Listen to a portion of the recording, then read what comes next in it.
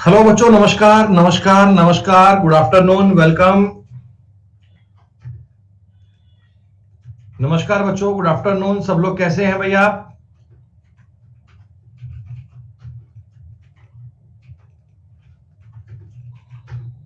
भाई हम एकदम ठीक ठाक, बिल्कुल बढ़िया।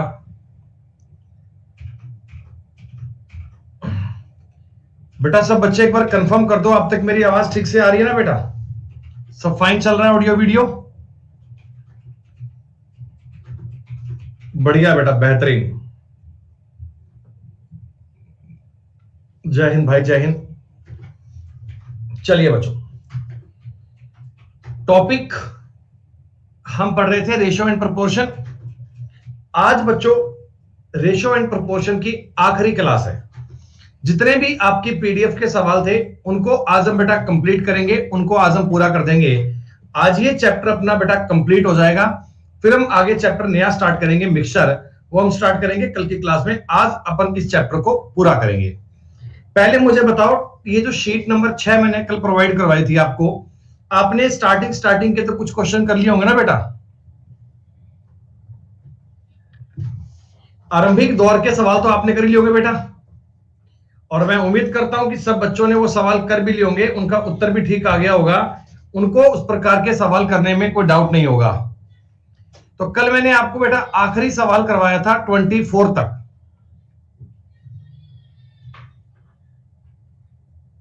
कल मैंने आपको शायद आखिरी सवाल ये 24 तक करवाया था। एक बार मुझे बेटा इतना बता दो, यहां तक की बात सबको क्लियर है क्या? 24 नंबर तक के सवाल सबने कर लिए क्या?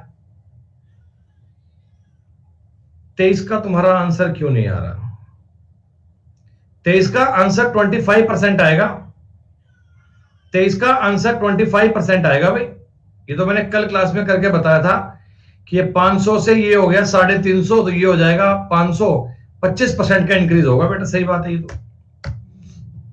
चलिए अब हम आगे बढ़ते हैं। आज आपके रेशो के बेटा सवाल सारे कर लेंगे, बस कंसेप्ट समझिएगा, आप बातों को देखिएगा।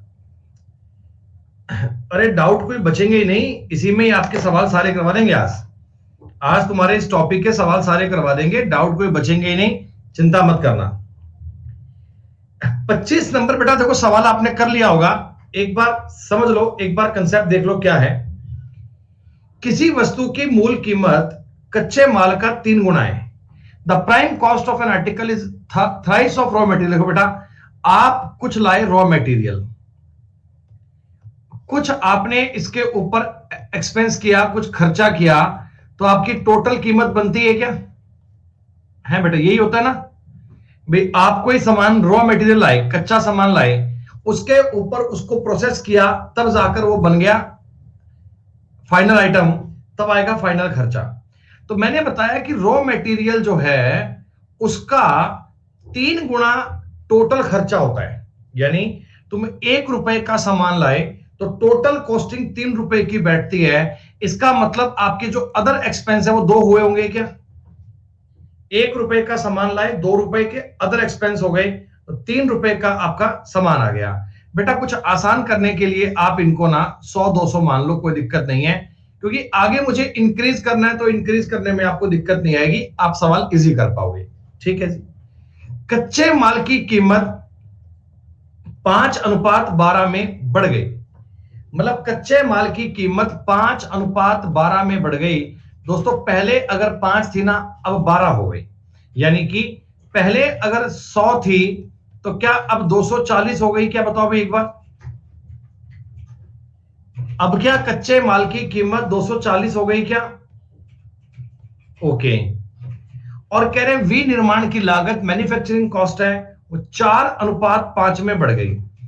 यानी पहले अगर ये 200 थी 50 गुना, तो क्या अब 250 हो गई क्या? रॉ मटेरियल बढ़ गया 5:12 में, और एक्सपेंस मैन्युफैक्चरिंग का है वो बढ़ गया 4:5 में। दोस्तों अब ये वस्तु आपको मिलेगी 490 रुपए की। पहले जो तुम्हें 300 रुपए की मिलती थी, अब तुम्हें वही आर्टिकल, वही वस्तु 490 रुपए की मिलने वाली है। हम आगे सवाल को ये कह रहे हैं कि प्रारंभिक कीमत 6 रुपए थी। बेटा ये 6 बताओ 300 की वैल्यू है क्या? और आपको पूछा गया फाइनल कीमत कितनी है, फाइनल कीमत 490 है, 490। सीधी सी बात है। अरे भैया 4:5 में डिवाइड नहीं कर सकते क्या है? 250 अगर 4 की वैल्यू है तो 5 की वैल्यू 250 नहीं आएगी क्या? 250 अगर 4 की वैल्यू है तो 5 की 250 नहीं आएगी? कमाल हो गई यार। 200/4 गुणा 5 करके बताऊं, ऐसे समझ में आएगा?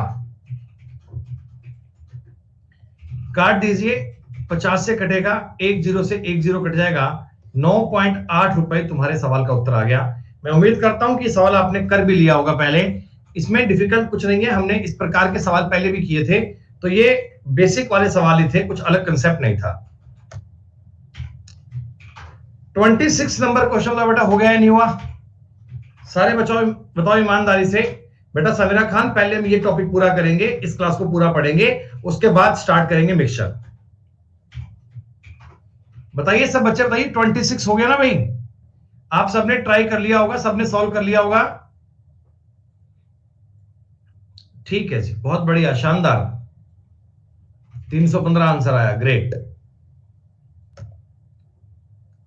27 नंबर क्वेश्चन नोट वाला सवाल था, नोट वाला, क्या ये भी आपने कर लिया? ये तो बड़ा आसान सवाल था।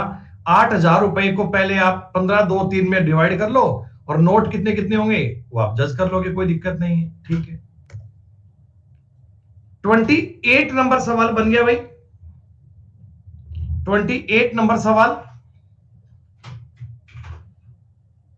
किसी बच्चे का कोई डाउट रह गया हो तो बोल देना भाई। 28 नंबर सवाल में किसी बच्चे की कोई समस्या रह गई हो तो बोल देना। देखो इसमें जिन्होंने ना किया हो, छोटा सा एक कंसेप्ट सीख लो, क्या होता है। आपको मैंने ये बोला कि ए और बी का जो भाग है ना, वो सी के भाग का 2/9 है। मतलब ए और बी का जो टोटल भाग है वो सी के भाग का 2/9 है। यानी सी को अगर 9 रुपए मिले ना, तो ए और बी को 2 मिले, ऐसी बात है क्या? है भाई? सॉरी, आई एम सॉरी, गलत कर दिया सवाल, नहीं बेटा से नहीं है। जो ए का भाग है ना, ए का भाग वो बी और सी के पार्ट का 2/9 है, कि इनको अगर 9 मिले, इनको 2 मिले, कोई दिक्कत नहीं है। फिर कह रहे हैं जो बी का पार्ट है ना, बी का पार्ट वो ए और सी के पार्ट का 3/7 है। ए और सी के पार्ट का 3/7 है। दोस्तों इस सवाल में देखो केवल इतनी सी क्वेरी थी कि इधर भी ए बी सी है, इधर भी ए बी सी है, तो दोनों तरफ का जोड़ क्या इक्वल आना चाहिए क्या? भी टोटल पैसा तो वही है जो ए बी सी में बटना है। इधर तो ए बी सी का जोड़ बन रहा है 11, इधर ए बी सी का जोड़ बन रहा है 10। ये चीज तो सही नहीं है। हम चाहते हैं कि पहले इस चीज को इक्वल करें, इस बात को इक्वल करें। तो क्या इसका मल्टीप्लाई 10 से और इसका 11 से कर लूं क्या? मतलब देखो, इसको लिख रहा हूं 20:90, इसको लिख रहा हूं 33:77। अब टोटल जो है वो 110 बन गया। अब ये टोटल की बात हो गई बराबर। दोस्तों आप चेक कर सकते हो ना, ए का भाग तो बन रहा है 20, बी का भाग बन रहा है 33, साफ साफ दिख रहा है, और सी का भाग बन रहा है 57। तीनों भाग जनरेट हो गए, टोटल आपको दिया 60,500। क्या दोस्तों ये 110 की वैल्यू है क्या? 60,500 क्या 110 की वैल्यू है? हाँ। सी का भाग पूछा है, 57 से गुणा कर लीजिए। 11×5 55, 11×5 55, 550, 3135 आ गया। मतलब कभी भी कोई इस प्रकार का सवाल बन जाए ना, तो पहली बार अपने दिमाग को ये देख लेना कि ए बी सी का जो टोटल शेयर है ना, वो इक्वल होना चाहिए। ए बी सी का मान इक्वल होना चाहिए। अगर सवाल में इक्वल है तो सबसे बढ़िया बात है, अगर इक्वल नहीं है तो पहले आप इसको इक्वल कीजिएगा, उसके बाद जानकारी आगे बढ़ेगी, उसके बाद सवाल आगे होगा। 29 नंबर बेटा सवाल सेम है, तो सबने कर लिया क्या भाई? 29 नंबर क्वेश्चन सबने कर लिया? जो कोई सवाल अगर किसी से भी ना हो पाया हो तो बोल दीजिएगा, हम उसको रिपीट कर लेंगे, कोई दिक्कत वाली बात नहीं है। जो बच्चे स्टार्टिंग से पढ़ते आए हैं, जिन्होंने पहली क्लास से सवाल किया, उनको ये बातें समझ में आ रही होंगी। चलो, नहीं हुआ किसी बच्चे से? तो देख लो भाई एक बार क्या कंसेप्ट है, क्या बात है, क्या कहते हैं आपसे। एक व्यक्ति 8600 रुपए की राशि को 5 बेटे, 4 बेटियां और 2 भतीजों में बांटता है। ठीक है, प्रत्येक पुत्री प्रत्येक भतीजे से 4 गुना, देखो प्रत्येक डॉटर जो है ना, डॉटर डी, डॉटर जो है ये नेफ्यू से 4 गुना पैसा ले रही है, 4 गुना। ठीक है, और बेटा जो है, बेटा सन, ये नेफ्यू से 5 गुना पैसा ले रहा है, 5 गुना। ऐसे पैसा बन रहा है बेटा, ऐसे पैसा बन रहा है। नेफ्यू से 5 गुना बेटे को और 4 गुना मिलता है बेटी को। क्या मैं इन तीनों को कंबाइंड कर सकता हूं क्या? सन, डॉटर, नेफ्यू को 5, 4, 1 मान सकता हूं क्या? नेफ्यू इनमें कॉमन था, नेफ्यू का मान दोनों में 1 है, तो लिखने में आपको कोई दिक्कत नहीं है। ठीक है, चलो अब देखो, ये तो प्रत्येक का हिस्सा है, प्रत्येक का। सन कितने हैं आपके? 5, तो 5 सन को मिलेंगे 25 रुपए। बेटियां कितनी हैं? 4, इनको मिलेंगे 16 रुपए। और भतीजे कितने हैं? 2, इनको मिलेंगे 2 रुपए। टोटल आपका पैसा इस अनुपात में बटेगा क्या बेटा? 8600 जो है, 8600, क्या ये टोटल पैसे की वैल्यू आ गई? 43 की वैल्यू आ गई? क्या ये टोटल पैसे की वैल्यू आ गई? हाँ, हमसे पूछा था प्रत्येक डॉटर का हिस्सा कितना है। प्रत्येक डॉटर के हिस्से में 4 रुपए आते हैं। 43 दूना 86, 800 रुपए, 800 रुपए, 800 rupees is the right answer. 800 रुपए आपके सवाल का उत्तर आ गया। खत्म बात, कोई दिक्कत नहीं है। क्या होता है बच्चों ना, सवाल की लैंग्वेज को पढ़ो, उसमें ये डेटा जिस प्रकार का देगा हम उस प्रकार की बातों को समझेंगे और ट्राई करेंगे। सवाल नंबर 30 आपने कर लिया, 30 आपने कर लिया भाई। ए और बी के वेतन का योग और उनके अंतर का अनुपात 11:1 है। देखो बेटा, सीधी सी बात है कि ए और बी की सैलरी का तुमने टोटल किया तो 11 है, ए और बी की सैलरी का डिफरेंस लिया तो 1 है। तो इससे तुम्हें यह समझ में आ रहा है क्या कि ए और बी का अनुपात 6:5 है। और उसी प्रकार कहते हैं बी और सी का अनुपात भी 6:5 है। बी और सी का अनुपात भी 6:5 है। तो पहला काम तो इस अनुपात को मर्ज कर लो, इस अनुपात को एक जैसा कर लो बेटा। तो 36:30:25 बन गया। ये जब आपने रेशो बना लिया, अब आगे तो सवाल में डिवाइड करना है, आगे कोई दिक्कत नहीं है। आगे सवाल बनेगा वैल्यू सिस्टम का। पहली बात है केवल इस चीज को मर्ज करना, इस चीज को समझना, जो आपको लैंग्वेज दी गई उसके आधार पर। हम फटाफट सारे क्वेश्चन पूरे कर लेंगे, सारे सवाल पूरे करके फिर आगे बढ़ेंगे, फिर आगे काम करेंगे। ये तो बड़ा आसान क्वेश्चन है। 18 कैरेट वाले में सोना है 3/4, 20 कैरेट वाले में सोना है 5/6।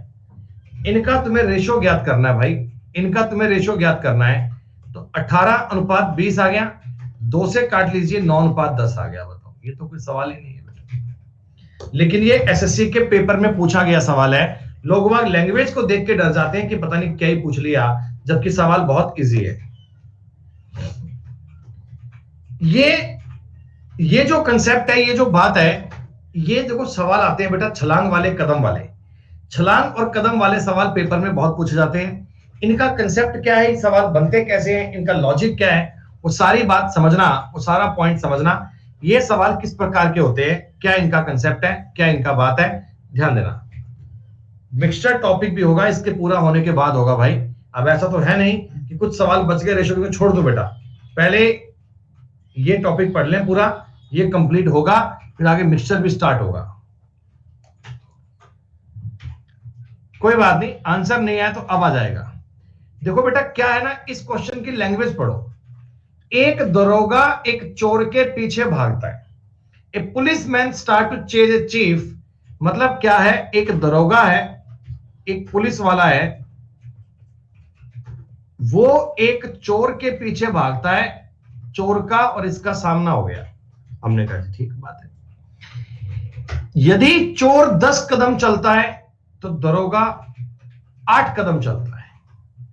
यानी कि कदम की बात करें ना, जितनी देर में चोर 10 कदम चलता है, उतनी देर में दरोगा 8 कदम चलता है। देखो टाइम की बात करता हूं, चोर 10 कदम ले लेता है, लेकिन दरोगा उतनी देर में 8 कदम चल पाता है, 8 कदम चल पाता है, ठीक है। लेकिन उनके कदमों की दूरी, उनके कदमों की दूरी देखो, दरोगा के तो 5 कदम और चोर के 7 कदम बराबर है। दरोगा के तो 5 कदम और चोर के 7 कदम बराबर है। ये आपको सवाल में दी बात दी गई। देखो अगर तुम इस क्वेश्चन का कंसेप्ट समझना चाहते हो ना, अगर तुम इस कंसेप्ट को समझना चाहते हो ना, तो थोड़ी सी बात को ऑब्जर्व करो। क्या है,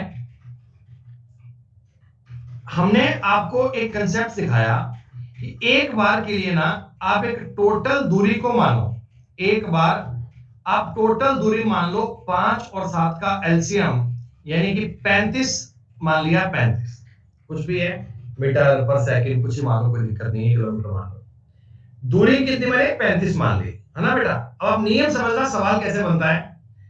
तो दरोगा ने 35 मीटर की दूरी 5 कदमों में तय कर ली। दरोगा ने 35 मीटर की दूरी 5 कदमों में तय कर ली। तो आप मुझे बता दो, एक कदम में 7 मीटर की होगी क्या? है भाई, मैं सिर्फ आपको इतना जानना चाह रहा हूं कि टोटल दूरी मान लो 35 मीटर है, और मैं ये कहता हूं कि दरोगा इस दूरी को 5 कदमों में पूरी कर लेता है, तो एक कदम में 7 मीटर करी होगी, ठीक है। तो 8 कदमों में कितनी कर लेगा, 8 कदमों में कितनी कर लेगा? तो आप कहना जी 8 कदमों में तो 56 मीटर कर लेगा। 8 कदमों में तो 56 मीटर कर लेगा क्या? अब हम बात करते हैं चोर की। बेटा चोर जो करेगा, चोर वो एक कदम में 5 मीटर कवर करेगा, 5 मीटर। चोर एक कदम में 5 मीटर करेगा। हाँ, हमने 7 और 5 का एलसीएम लिया ताकि संख्या को काट पाए, काटने में दिक्कत नहीं आए। और 10 कदम में ये 50 मीटर चलेगा। यानी मैंने ये बात समझ ली, मैंने ये काम कर लिया कि जितनी देर में दरोगा 8 कदम लेगा तो वो 56 मीटर जाएगा, उतनी देर में चोर 10 कदम लेगा तो 50 मीटर जाएगा। यानी दोस्तों अगर हमसे इनकी चाल पूछे तो चाल यही होगी 56:50। अगर मैं 2 से काट लूंगा तो चाल बन जाएगी 28:25। 28 और 25 का रेशो बन जाएगा। लेकिन पेपर में क्या हम इतना सब करेंगे? नहीं, पेपर में सवाल करने के लिए आप सीधा सा काम करना बेटा। आपको जब ये सवाल दिया जाए ना, तो आप एक चीज समझ लेना कि आपको कदम बटा दूरी करना है, कदम बटा दूरी। कितने कदम बटा कितनी दूरी, कदम और दूरी को एक जैसा कर लेना बेटा, बटा में कर लेना 8/5 बटा 10/7 कर लेना, खत्म। कुछ और करने की नीड नहीं है, इतना सा काम काफी है। 8/5 10/7, 8 7 56 और ये 50, 2 से काट लेना, उत्तर आ गया 28-25। तो इतना सब तो प्रोसेस मैंने आपको सिखाया था कि हम क्रॉस मल्टीप्लाई क्यों करते हैं, करने का कारण क्या है। तो कारण समझाने के लिए मैंने आपको नहीं दूरी मानकर तरीका करके बताया था। लेकिन आगे से कभी सवाल से सामना हो जाए, कभी इस क्वेश्चन को आप पढ़ पाए, कभी सामने मिल जाए, तो डायरेक्ट आप स्टेप्स अपॉन डिस्टेंस कर लीजिएगा, स्टेप्स अपॉन डिस्टेंस कर लीजिएगा, सीधी सी बात है। अरे कदम को बेटा, कदम को बोलते हैं स्टेप और दूरी को बोलते हैं डिस्टेंस, ठीक है। एक बार एक सवाल और देखना, एक बार एक सवाल और देखना, बड़ी सीधी सी बात है। टॉम जेरी के लिए जेरी का पीछा कर रहा है। देखो हमने क्या करना है सवाल में, वो कदम लगाए, छलांग लगाए, जंप लगाए, बात तो एक ही है। कोई आदमी है तो कदम कदम चलेगा, कोई जानवर है तो वो छलांग लगाएगा। टॉम के 8 छलांग और जेरी की 6 छलांग बराबर है। टॉम की 8 और जेरी की 6 छलांग बराबर है क्या? हाँ। और डिस्टेंस तुमको दी गई, डिस्टेंस तुमको दी गई कि टॉम जितनी 7 छलांग में करता है जेरी उतनी 5 में कर लेता है। टॉम जितनी 7 में करता है जेरी उतनी 5 में कर लेता है। तो डिस्टेंस ज्ञात करने का सीधा सा कंसेप्ट ये है क्या, 8/7/6/5 यानी 40/42, 2 से काट लेना 20:21 दोस्तों। कुछ सेकंड में आप इस सवाल का उत्तर ज्ञात कर पाएंगे। अब फ्यूचर में कभी सवाल मिल जाए ना तो यू कुछ मत करना, लिख लो के आप सीधा सा काम करना, बोला टॉम की 8 छलांग और 7 की दूरी है तो ये हो गया 8/7, जेरी की 6 कूद और जेरी की 5, तो 40/42 उत्तर आ गया 20:21। बताओ 10-15 सेकंड में आपके सवाल का उत्तर मिल जाएगा। 10-15 सेकंड में आपके सवाल का उत्तर हो गया। काम कर दो। जैसे अगर मान लो 3-3 चीजें आ जाएं तो भी दिक्कत नहीं है, 3-3 चीजें आ जाएं तो भी दिक्कत नहीं है भाई, तो भी हम सवाल देखो सेम कर पाएंगे। अगर 3-3 चीजें आ जाएं तो भी कंसेप्ट सेम है, कुत्ता, शेर और लोमड़ी। क्या है ये, एक कुत्ता शेर की हर 10 छलांग के लिए 7 छलांग लेता है। जंप की बात करता हूं तो शेर की 10 कुत्ते की 7 और शेर की 10 लोमड़ी की 12। देखो ये जंप दिया गया, जंप छलांग, कुत्ते की 7 शेर की 10 और लोमड़ी की 12 बराबर होती है। दूरी की बात करते हैं, डिस्टेंस की बात करते हैं तो 5 छलांगों में कुत्ते द्वारा तय की गई दूरी, 15 छलांग में शेर द्वारा तय की गई दूरी और 20 छलांग में लोमड़ी द्वारा तय की गई दूरी बराबर है। क्या बच्चों 4 ज्ञात करने के लिए बस डिवाइड कर दें क्या, 4 ज्ञात करने के लिए डिवाइड कर दें क्या? आपने कहा जी हाँ कोई दिक्कत नहीं, हो जाएगा सर। इसको 5 से काटूंगा 2 और ये हो गया 3, इसको 4 से काट लो 3 और ये हो गया 5। पूरे सवाल में एलसीएम आएगा 15, 15 का मतलब ये बन जाएगा 21 और ये बन जाएगा 10 और ये बन जाएगा 9। उत्तर आ गया। कितना टाइम काफी है ये सवाल करने के लिए भाई, ये सवाल करने के लिए कितना टाइम काफी है आपके लिए?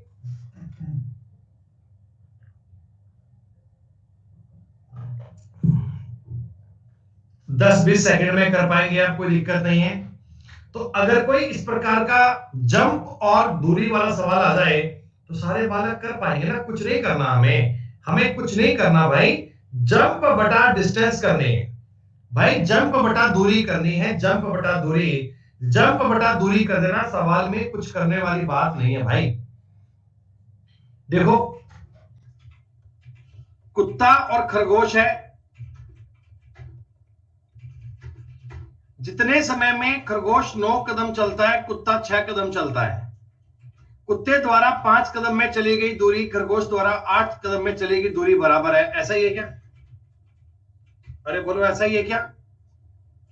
6/5 9/8, अगर मैं 3 से काटूंगा ये 2 बनेगा और ये 3 बनेगा दोस्तों, ये 16:15 उत्तर आ गया।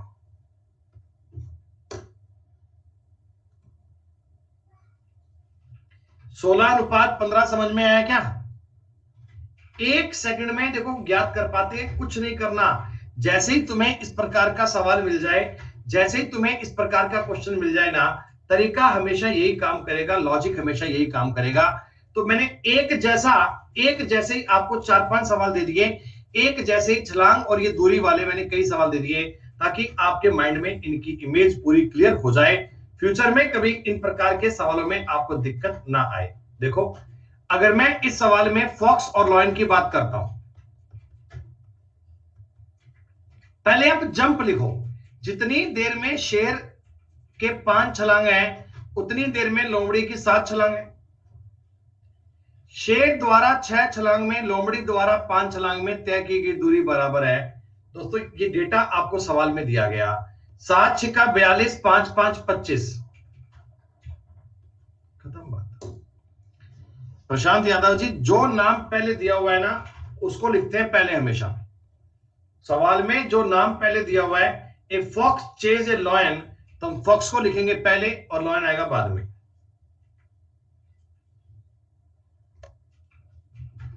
ये बिल्कुल बताओ सेम सवाल है, कर पाएंगे आप लोग? 37 सेम सवाल है, कर पाएंगे? एक जैसे ही मैंने आपको 5-6 क्वेश्चन करवा दिए हैं, अब तो मैं उम्मीद करता हूं इसे कर पाओगे। कोई डिफिकल्ट काम नहीं करना बेटा, जंप बटा डिस्टेंस करना है, सीधी सी बात है, हो जाएगा ना? अच्छा बेटा, जितने बच्चे इस समय क्लास में लाइव हैं, एक बार कुछ कमेंट करना, लिखना हेलो, लिखना हेलो, एक बार टाइप करो, एक बार हेलो। देखना चाहते हैं बालक होते हैं किस समय।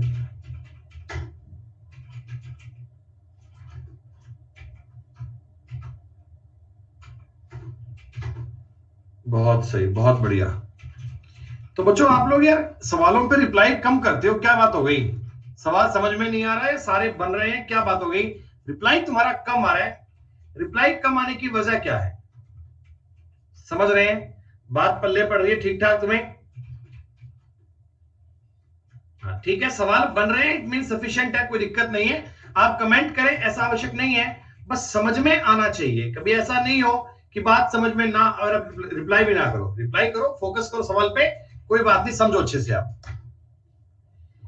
अब बच्चों इस सवाल से देखो एक नई कैटेगरी शुरू हो गई, और यहां से एक नए सवाल शुरू हो गए।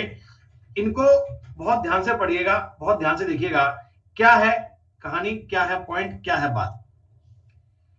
किसी नीले और पीले रंग के चित्र में नीले और पीले रंग का प्रयोग 4:3 में किया जाता है। सुनो बेटा, देखो हमारे पास ना एक ये डायग्राम है, ठीक है?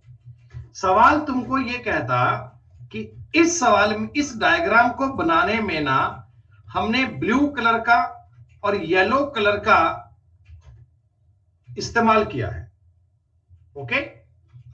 और ये 4:3 में किया है। इस बात का मतलब समझ रहे हो क्या है? कि अगर इस पिक्चर में नीला रंग तुमने 4 लीटर लगाया है, तो येलो तुमने 3 लीटर लगाया है। अगर ब्लू तुमने 8 किलो लगाया है, तो येलो तुमने 6 किलो लगाया होगा। 4:3 का मतलब समझ रहे हो ना, कि अगर ये वाला कलर 40 किलो है तो वो 30 किलो है, ऐसा मतलब है। टोटल तुम्हें बता दिया, नीला और पीला 4:3 में इस्तेमाल किया गया पिक्चर को बनाने में, ठीक है? अब क्या कह रहा है, पिक्चर के 2 हिस्से कर दिए, पिक्चर के 2 हिस्से कर दिए।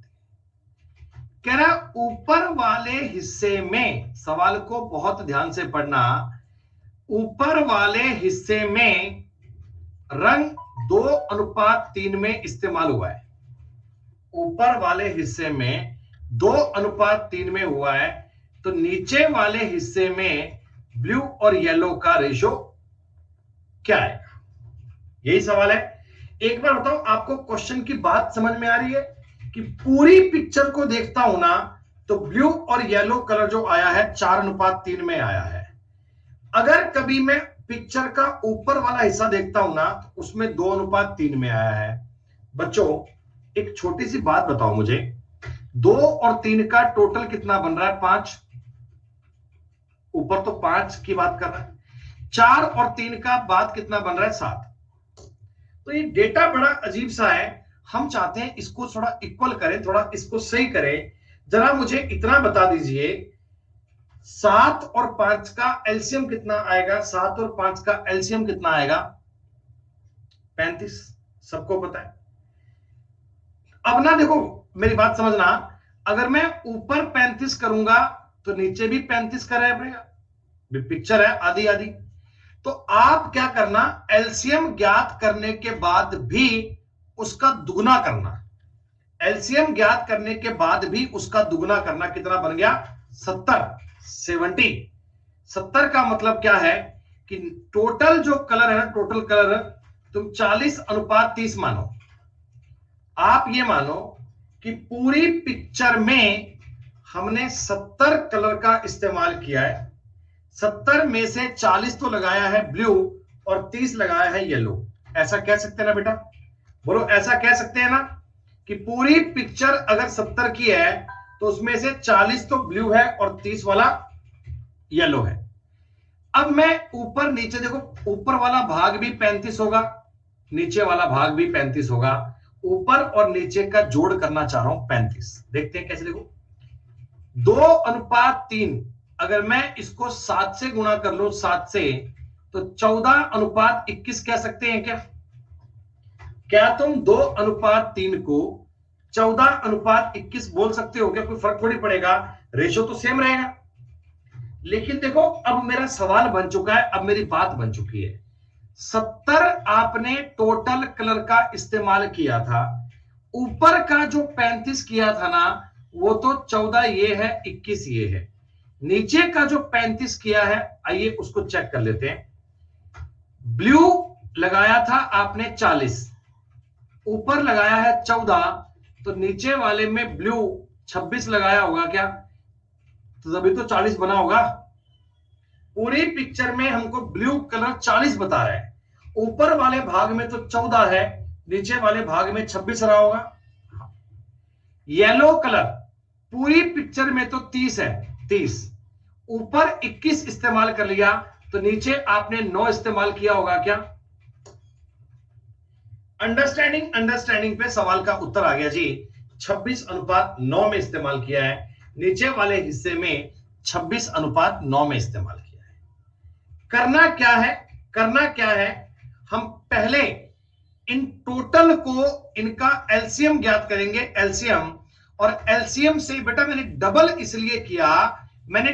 इसलिए किया ताकि मुझे 35 ऊपर और 35 नीचे मानना पड़े, 35 ऊपर और 35 नीचे मानना पड़े। तुम इस प्रकार के पहले 4 सवाल देखो, मैं आपको 8 सवाल करवाऊंगा, तुम पहले मेरे 4 सवाल समझो। जब चारों सवाल समझने के बाद तुम्हें कोई बात में डाउट लगे, चारों क्वेश्चन समझने के बाद तुम्हें कोई डाउट लगे तो मुझे बताइएगा, नहीं तो ये सवाल बहुत सिंपल है। देखिए आपको समझ में आएगा, आप बने रहिएगा, आप चारों सवाल देखिएगा, आपको एक एक बात दिमाग में डालने की मेरी गारंटी है। क्यों लिया, कैसे लिया, समझो। ये हमारी पृथ्वी है, ठीक है भाई, पृथ्वी है या फोटो है, बात तो एक ही। अगर मैं टोटल अर्थ की बात करता हूं, सिर्फ ध्यान दीजिएगा मेरे शब्दों पे, टोटल अर्थ की बात करता हूं ना, तो टोटल अर्थ में लैंड और वाटर का, भूमि और पानी का अनुपात है वो 1:2 है। दोस्तों इस चीज का मतलब समझो कि अगर धरती 10 है तो पानी 20 होगा। मेरे को 1:2 बोला है, तो हम अपनी मर्जी से कोई भी कर सकते हैं। इस संख्या को आप 100 और 200 भी मान सकते हो, 50 और 100 भी मान सकते हो, 20 और 40 भी मान सकते हो, उससे कोई फर्क तो नहीं पड़ेगा, उससे बात तो सेम रहेगी। आपने कहा जी हां सेम रहेगी। अब देखो बेटा, धरती के ऊपर वाले पोर में जो लैंड और वाटर है ना, वो 2:3 है। हमने कहा जी ठीक है। नीचे वाले पार्ट में भी लैंड और वाटर का रेशो ज्ञात करना है, ठीक है। अब देखो बेटा, पूरी पृथ्वी है, आधा पार्ट ऊपर आधा पार्ट नीचे, तो मैं ये चाहता हूं कि मैं इनका पहले एलसीएम ज्ञात करूं। देखो इधर तो टोटल वैल्यू 3 क्रिएट की जा रही है, इधर टोटल वैल्यू 5 क्रिएट की जा रही है। इधर 3 कर रहे हैं, इधर 5 कर रहे हैं। 3 और 5 का एलसीएम 15 आता है क्या? 3 और 5 का एलसीएम 15 आता है क्या? दोस्तों ध्यान दो, पृथ्वी 15 ऊपर है तो 15 नीचे भी तो है। हमने आधा पार्ट 15 माना है, तो आधा पार्ट अगर 15 माना है तो नीचे भी तो 15 होगा ना बेटा। क्या पूरी पृथ्वी 30 बन गई क्या? पूरी पृथ्वी 30 बन गई क्या? यानी टोटल पृथ्वी कितनी बन गई है? 30। इस 30 को आपने 10:20 में बोल रखा है, 10:20 में बोल रखा है, 10:20 में क्या रखा है? समझ में आया? 2 और 3 का जोड़ था 5, 1 और 2 का जोड़ था 3, 5 और 3 का एलसीएम आ गया 15। आधी पृथ्वी 15 है तो नीचे भी 15 होगा, टोटल मैंने मान लिया 30। क्लियर? अब समझो, इस 15 को तुम 2:3 में डिवाइड कर सकते हो क्या? तो आपने कहा जी 6:9 कर लेंगे। अगर इस 15 को 2:3 में डिवाइड करना हो तो 6:9 कर लेंगे क्या? 6:9 कर लोगे क्या? अरे 15 को 2:3 में डिवाइड करना तो आता होगा आपको। अब अब ध्यान दीजिए, देखो इस सवाल को करने का इससे इजी तरीका कोई हो नहीं सकता। लैंड पूरी पूरी पृथ्वी मेरे पास 10 है, पृथ्वी मेरे पास 10 है, 6 पृथ्वी ऊपर थी तो नीचे 4 रही होगी क्या? वाटर पूरा पूरा 20 था, 20 ऊपर वाले भाग में 9 है तो नीचे वाले भाग में 11 बना होगा क्या? दोस्तों मैंने कोई फॉर्मूला नहीं लगाया, केवल और केवल कॉमन सेंस के बिहाव पर यह सवाल करने की कोशिश की है। पहले वाले सवाल में कुछ शंकाएं थी, मैंने कहा था कि मैं इस प्रकार के आपको 4-5 सवाल करवाना चाहता हूं, उनको एक बार देख लो, उसके बाद कोई डाउट रह जाए तो मुझे बताइएगा। जितना कंसेप्ट आपको उसमें समझ आया था थोड़ा ज्यादा समझ में आया, अभी पूरा ट्रांसपेरेंट होगा, अभी पूरा ट्रांसपेरेंट होगा, वो चिंता मत करो, वो सारी बात आपको समझ में आ जाएगी। ठीक है, अभी चलते जाओ। लेकिन बेटा जब अगला सवाल करूंगा ना तो मेरे समझाने के पहले आप कमेंट में आंसर मत दीजिए। मेरे भाई मनोज ऊपर देखो, ऊपर ना 2 और 3 का जोड़ कितना बन रहा है? 5। 1 और 2 का जोड़ कितना बन रहा है? 3। तो हम इस 5 और 3 का एलसीएम ले रहे हैं बेटा, हम इस 5 और 3 का एलसीएम ले रहे हैं, इसलिए मैंने कहा ऊपर वाला पार्ट भी 15 और नीचे वाला पार्ट भी 15, एलसीएम के बिहाव पर चेक किया है। कोई बात नहीं, एक सवाल और देखो, अगर मुझे 10 के 10 सवाल रिपीट करने पड़ेंगे मैं कर लूंगा, कोई दिक्कत नहीं है। आप एक बार मेरी बात का मतलब तो समझो, आप एक बार मेरी बात को समझो तो सही। बीच में उत्तर कोई बच्चा मत दीजिएगा, मैं कई बार देख रहा हूं कि कई बालक जानबूझकर ऐसी लापरवाही कर रहे हैं, अब की बार करके बताइएगा मुझे। कंसेप्ट समझने पर ध्यान दीजिए। लैंड और वाटर का पूरी पृथ्वी पर, होल पृथ्वी पर, होल सरफेस पर 1:2 दिया है, यह बात मुझे पता है। नॉर्थ के एरिया में, ऊपर के एरिया में लैंड और वाटर है ना, ये 3:4 में है। अब देखो बच्चों, हम इस सवाल को सेटिस्फाइड करवाना चाहते हैं, लेकिन वैल्यू कुछ ऐसी है कि मैं ना उसका आधा पर्दा कर नहीं पा रहा, तो मैं क्या करता हूं, इस रेशियो को अपने अकॉर्डिंग सेटलमेंट कर लेता हूं।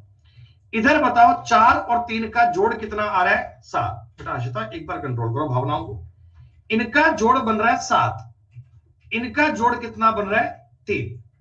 तो हम इन दोनों को मल्टीप्लाई कर लेते हैं, हम इन दोनों को मल्टीप्लाई कर लेते हैं, हम इन दोनों को 21 कर लेते हैं। यानी मैं ये मान लेता हूं कि मेरी पृथ्वी ऊपर भी 21 है और मेरी पृथ्वी नीचे भी 21 है। बड़ा सिंपल टास्क है जी। मैंने ऊपर नीचे 21 क्यों लिया? मैंने 21 करने के लिए 7 और 3 का एलसीएम लिया है ताकि चीजें आसान बन जाए। ठीक है, अब ऊपर भी 21 पृथ्वी है, नीचे भी 21 पृथ्वी है, तो टोटल पृथ्वी बताओ 42 बन गई क्या? टोटल पृथ्वी 42 बन गई क्या? हाँ। इस 42 को अगर मैं 1:2 में बांटता हूं तो मैं समझ जाऊंगा लैंड 14 है और वाटर 28 है। क्या मैं ये समझ जाऊंगा कि पृथ्वी इसमें 14 है और पानी इसमें 28 है? ठीक है, अब तुम ऊपर वाले पार्ट को देखो ध्यान से। 21 को 3:4 में बांटोगे तो 9:12 करना पड़ेगा क्या? अरे 21 को अगर तुम 3:4 में बांटोगे तो 9:12 करना पड़ेगा ना। अब ये तो बात मुझे रिपीट करने की आवश्यकता नहीं है कि 21 को 3:4 में कैसे बांटते हैं, इतना कुछ पढ़ चुके, समझ में आ गया होगा तुम्हें।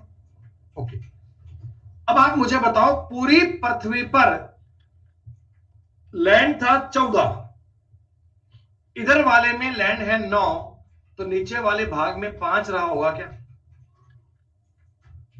कैलकुलेशन भी कोई टफ नहीं है। ऊपर वाले पूरी पृथ्वी पे पानी था 28, ऊपर वाले भाग पे 12, तो नीचे वाले पे 16 रहा होगा क्या?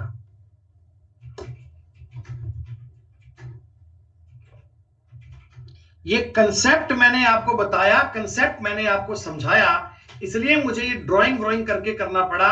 जब आप ये सवाल 4-5 बार कर लोगे ना तो तुम्हें ये सब करने की आवश्यकता नहीं पड़ेगी, इन चीजों को बड़े माइंड में बड़े जल्दी से कर पाओगे। आ गई बात क्लियर? आ गई बात समझ में? जो बच्चे इस टॉपिक को स्टार्टिंग से पढ़ते आ रहे हैं उनको बताओ जी समझ में आया क्या?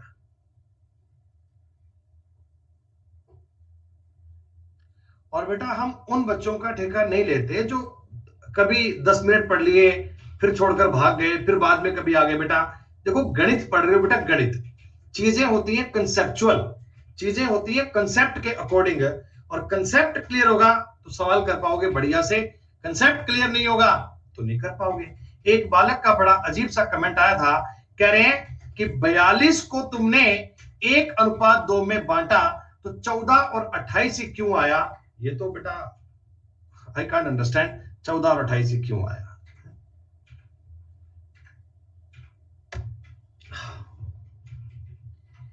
हमने स्टार्टिंग में एक सवाल किया था रंगों वाला, इस सवाल में कई बच्चे गलती करेंगे, जरा ध्यान दीजिएगा। मैं तुम्हें एक छोटी सी बात इस सवाल में और नहीं सिखाऊंगा, तुम बिल्कुल सवाल को समझना। देखो जी, एक तस्वीर है, इसमें ना रेड कलर का और ग्रीन कलर का इस्तेमाल किया है, 2:3 में करा है टोटल। टोटल मतलब लाल का और हरे का इस्तेमाल 2:3 में किया है। बिल्कुल सेम सवाल है बेटा, वो अर्थ वाला क्वेश्चन है, ये कुछ भी सेम है, लैंग्वेज का बदलाव है और कुछ नहीं है। अच्छा, ऊपर वाले पार्ट में रेड और ग्रीन जो है ना, ये 5:4 में। तो डेटा हमें सेट करना है। आप मुझे एक बात बताओ, बीच में कमेंट मत करो अनन्या सिंह, थोड़ा बातों को समझ लो एक बार। ऊपर का इधर का जोड़ बन रहा है 9, इनका जोड़ बन रहा है 5। 9 और 5 तो मतलब अच्छा नहीं लग रहा। 9 और 5 का बेटा एलसीएम कितना आएगा? आप कहना 45, आप कहना 45, तो 45 तो नीचे बनेगा 45, नीचे वाले में हरा लाल दिया क्या? सॉरी, नीचे वाले में दिया है हरा लाल, नीचे वाले में 1 मिनट रुक जाओ, ये 4:5 कर लो, ऐसा 4:5। देखो वो उल्टा दिया हुआ है, लाल हरा, हरा लाल दिया है, 4:5। तो आप मुझे बताओ 9 और 5 का एलसीएम आएगा 45, तो नीचे भी 45 आना चाहिए क्या भाई? आधी आधी पिक्चर है। अच्छा मान लो, मेरी बात सुनना एक पल के लिए, कल को कोई सवाल ऐसा आ जाए कि पिक्चर के 3 पार्ट कर दे, पिक्चर के 3 भाग कर दे, तो आप टोटल को 3 गुना मान लोगे क्या? अगर पिक्चर के, अच्छा अगर मैं तुमको सवाल और बड़ा बना दूं, पिक्चर के 4 पार्ट कर दूं, अगर मैं पिक्चर के 4 पार्ट कर दूं तो आप 4 गुना कर लेना, क्या बड़ी बात आ रही है? वो कोई सवाल टफ थोड़ी हो गया, लैंग्वेज थोड़ी बड़ी हो गई, और क्या होगा? अब आपको समझ में आया ना मैं दुगना क्यों करता हूं? 45 का जोड़ हो गया 90, हम डबल क्यों करते हैं, ये बात आपको समझ में आ गया?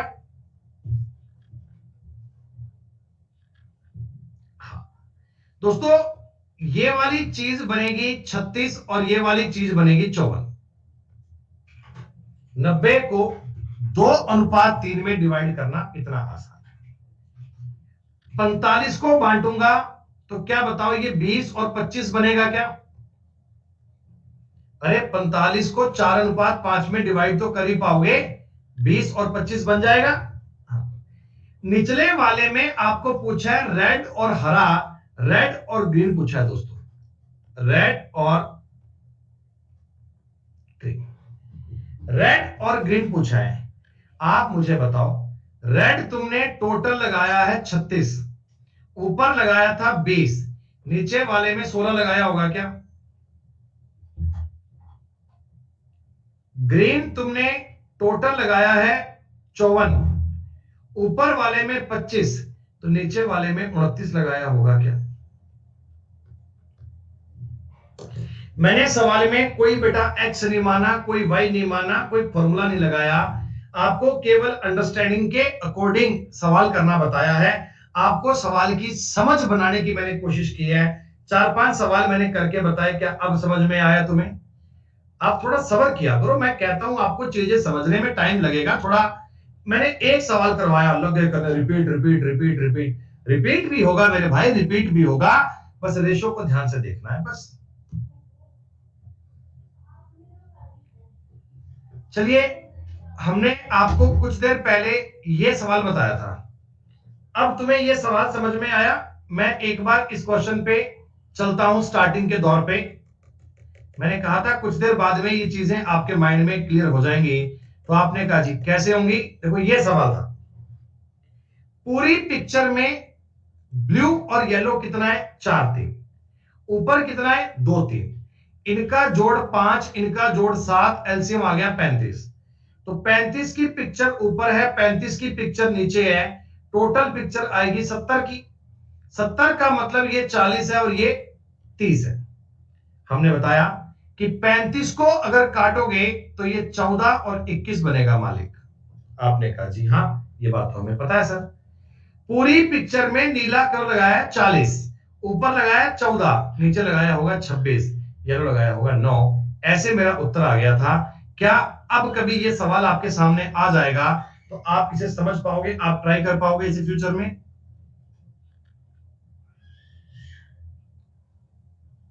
ठीक है जी, ये सवाल मैं छोड़ दूं आपके लिए, ये सवाल छोड़ दूं आपके लिए, बाद में कर लोगे आप। देखो, इसको ना थोड़ा सा और कॉम्प्लेक्स करने की कोशिश की गई, इस सवाल को थोड़ा सा और कॉम्प्लेक्स करने की कोशिश की गई। आप एक बार बात को समझें बेटा। सोनाली कुमारी, अगर अभी भी समझ में नहीं है ना बेटा, फिर बेटा इससे ज्यादा धीमे और डिटेल में बेटा हो नहीं सकता। I am sorry for that. मैंने अपना मतलब बेस्ट से बेस्ट ट्राई कर लिया। अब अगर फिर भी आप बात नहीं समझ पा रहे सोनाली, फिर बेटा नहीं, मतलब मेरे बस की बात नहीं है, आप कुछ और ट्राई कर सकते हैं बेटा। अरे नवीन विश्राम, एलसीएम इसलिए लेते हैं कि चीजों को इक्वल बना पाए, चीजों को समझ पाए, चीजों को इक्वल बना पाए, चीजों को समझ पाए, रेशो में वो डिवाइड ना बने, फ्रैक्शन ना बने, चीजें सॉल्व हो जाए अपने मन से। और क्या भाई, कैलकुलेशन आसान रहे, डेटा आसान रहे, इसलिए। सुनो, पूरी पृथ्वी पर भूमि और जल, लैंड और वाटर का अनुपात है 1:2। ये बात कर रहा है पूरी पृथ्वी की, पूरी अर्थ की एक साथ, ठीक है। ऊपर वाले भाग में लैंड और वाटर है 2:7, ठीक है। नीचे के आधे भाग में देखो बेटा, नीचे वाले का भी आधा, यानी इसमें आधे पार्ट में अनुपात है 3:2। तो इस वाले भाग में लैंड और वाटर क्या बनेगा? जरा मेरी बात को समझना, जल्दबाजी मत करना, बीच में कमेंट मत करना, बीच में किसी प्रकार का नहीं आएगा। पहले सवाल को अच्छे से समझो, उसके बाद बात करेंगे। तो आपने अगर कर भी लिया तो भी आरती, थोड़ा अंगुलियों को आराम दो, सवाल को समझने की कोशिश करो। आप ना पहले इनका जोड़ चेक कर लिया करो। ये कितना बनता है? 9, ये कितना बनता है? 5, और ये कितना बनता है? 3। अब देखो, समझने वाली बात यह है मालिक, आपने बताया गुरुजी 9 3 5 का एलसीएम आ गया 45, कोई दिक्कत नहीं है, एलसीएम तो 45 ही आएगा, सबको पता है। अब मैं 45 अगर ऊपर मान लेता हूं तो मुझे 45 नीचे मानना पड़ेगा, लेकिन फिर मुझे 45 के 2 पार्ट करने पड़ेंगे, वो 22.5 के होंगे, वो कहानी पॉइंटों में जाएगी, थोड़ी मुश्किल हो जाएगी। तो हम मुश्किल काम क्यों करें? जब हमें मानना है, जब हमें एज्यूम करना है, हम ऊपर नीचे के पार्ट को 90-90 मान सकते हैं क्या? फिर नीचे वाले को 45-45 में डिवाइड कर लेंगे। भाई अगर तुम एलसीएम इनका लेकर 45-45 मान रहे थे तो 90-90 मान लो, क्या फर्क पड़ता है तो उसका मल्टीपल ही ना। चीजें आसान बन जाएंगी, कैलकुलेशन करने में आपको समय खर्च नहीं करना पड़ेगा, आपका सवाल जल्दी बन जाएगा। मैंने क्या करा, मैंने बेटा पूरी पृथ्वी को 180 मान लिया, ठीक है। उसमें लैंड तो आएगा 60 और वाटर आएगा 120, लैंड तो आएगा 60 और वाटर आएगा 120। क्लियर है? कोई दिक्कत नहीं है, हो गई बात सॉल्व। दोस्तों, ऊपर वाले हिस्से में लैंड 20 आएगी, वाटर 70 आएगा क्या? आपने कहा हाँ जी, 90 था ना ऊपर वाला हिस्सा, 90 को आपने 20 70 में डिवाइड कर लिया, कोई दिक्कत नहीं है। अच्छा ये आधा पार्ट 45 है, आधा पार्ट 45 है, आधा पार्ट 45 है। बच्चों 45 का मतलब समझ रहे हो? 45 का मतलब इसको 3:2 में बांटना है, तो 27 और 18 बटेगा, 27 और 18 बटेगा। दोस्तों सवाल बन चुका है, सवाल इजी हो चुका है। आइए गौर से देखिए, पूरी पृथ्वी पर लैंड कितना है? 60। समझ रहे हो? 45 का मतलब इसको 3:2 में बांटना है, तो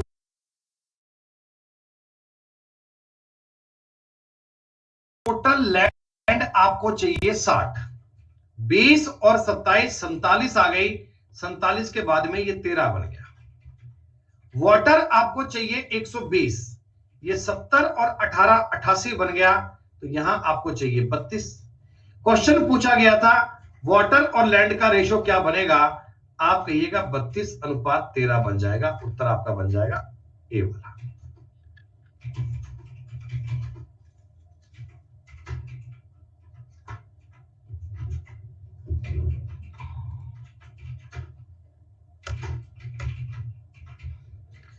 फोर्टी 44 से एक नया कंसेप्ट चालू हो गया।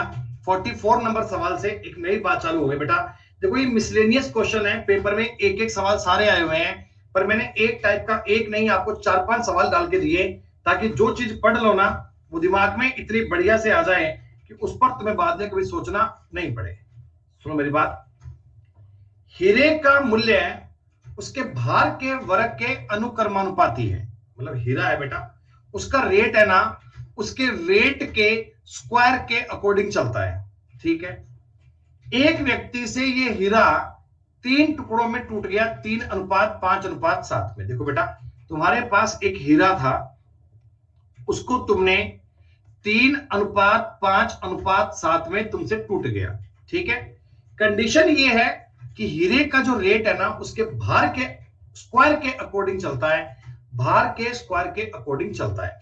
बच्चों आपने ये गिरा दिया, 3:5:7 में टूट गया, इसका मतलब टूटने से पहले इसका भार 15 था क्या? 15 भाई 15 ग्राम का पीस होगा मान लो, वो 3:5:7 में टूट गया, मैंने इनको जोड़ लिया, मतलब 7 5 12 और 3 15। ये हीरे का पुराना भार था और ये हीरे का अब का भार आ गया, टूटने के बाद का भार आ गया।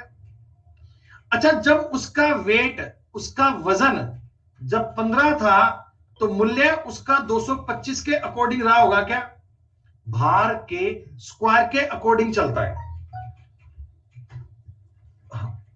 और जब तुमने इसको टुकड़ों में तोड़ दिया, देखो इस टुकड़े का रेट रहा होगा 9 रुपए के हिसाब से, इस टुकड़े का रेट रहा होगा 25 के हिसाब से, इस टुकड़े का रेट रहा होगा 49 के हिसाब से। आरती मैं पहले भी कह चुका हूं बेटा, अंगुलियों को आराम दो, थोड़ा वेट करो, जब बातें मैं बोलता हूं तो उनको समझ लिया करो। पता नहीं तुम्हें बात समझ में क्यों नहीं आती है। पूरी क्लास में इस समय लाइव बच्चे होंगे मेरे हिसाब से 300 के आसपास, लेकिन सब बच्चे आराम से बात समझ रहे हैं, सिर्फ तुम्हें ऐसा होता है कि मतलब जाने दो। 3 का स्क्वायर 9, 5 का स्क्वायर 25 और 7 का स्क्वायर 49। 3 टुकड़े बन चुके हैं, 3 टुकड़े, और उनका तुम्हें इतना इतना दाम मिलने वाला है। सीधी सी बात है, 9 5 14 और 9 23 का 2 कैरी, 2 2 4 और 4 8। यानी दोस्तों जो तुम्हारा हीरा 15 ग्राम का था वो टुकड़ों में बिखर कर अब तुम्हें 3:5:7 में टुकड़ गया।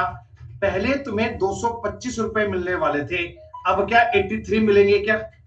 पहले तुम्हें 225 मिलने वाले थे, अब तुम्हें 83 मिलेंगे क्या? दोस्तों आपका नुकसान कितने रुपए का हो गया? तो आप कहना जी 142 रुपए का नुकसान हो गया।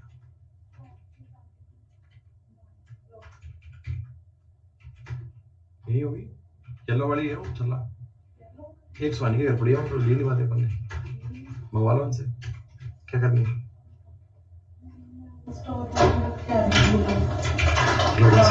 पाला आजा बेटा। क्या तुम्हें 142 रुपए का लॉस हो गया क्या? पहले तुमको 225 रुपए मिलते, अब तुम्हें 83 रुपए मिलते हैं, नुकसान कितने रुपए का हो गया? भाई बोले खाए। बोलो हाय, कैसे हो? टोटो नहीं, वो नहीं लेते बेटा, हाई हो जाएगा, हाई। ओए उधर क्या मम्मा कह रही थी, ओए चलो चलो चलो बाकी जा, लेके लेके लेके लेके आओ लेके आओ लेके आओ। हाँ बेटा, तुमको 142 रुपए का घाटा पड़ गया, 142 का लॉस हो गया। सवाल क्या है, तुमको 426.00 की हानि हो गई। 42600, क्या बताओ ये 142 की वैल्यू है क्या? ये कह रहा है इतने रुपए की हानि हो गई, लॉस हो गया। तो मैं कह रहा हूं इतने रुपए का लॉस हो गया। वैल्यू सिस्टम, हीरे का ओरिजिनल रेट क्या था? ओरिजिनल रेट तो 225 था भाई साहब, ओरिजिनल रेट तो 225 था। ये पूरा पूरा 3 से कट गया 300 दोस्तों, 675 आगे लगा दो डबल जीरो। आई कोई बात समझ में? अरे 15 का स्क्वायर किया है भाई, 15 का स्क्वायर किया है, 15 गुना 15 किया है। मैंने ऐसे किया था, पर मैंने दिमाग में कर लिया, तुम ऐसे कर लेना। 5 5 25 का 5 लिखना, यहां 2 लिखना, 5 एकम 5 और 2 7 लिखना, ऐसे ठीक है। और फिर 15 एकम 15 लिखना, 5 7 5 12 का 1 कैरी, ऐसे। अब ठीक है, कोई समस्या आए तो बोल देना, अपने को इससे इसी तरीका एक और भी आता है करने का।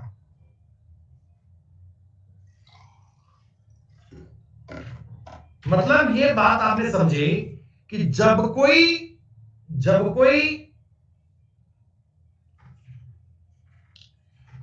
हीरा या कोई भी चीज है टुकड़ों में टूट जाती है, तो वो आपको बताएगा कि उनका रेट है ना, उनका रेट उसके भार के स्क्वायर के अकॉर्डिंग चलता है। अपने स्क्वायर में कर लिया।